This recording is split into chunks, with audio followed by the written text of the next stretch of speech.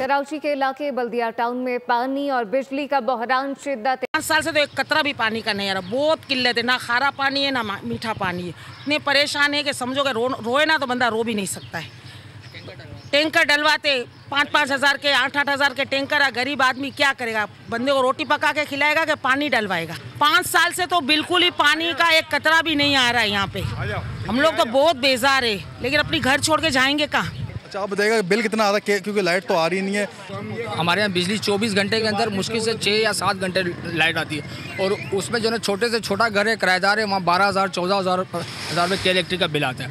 और हम लोग जब के इलेक्ट्रिक को कंप्लेन करते हैं कि हम लोग इलाके में लोड शेडिंग इतनी है, तो वो हमें कहते हैं कि आपके इलाके में जो है बिल अपना जो है पे नहीं हो रहा। बिल्कुल, आपने देखा कि बल्दिया टाउन का इलाका है जो कि बुनियादी सहूलियात से जो है वो महरूम है, और इलाका मकीनों का यही मुतालबा है कि बहुत शुक्रिया।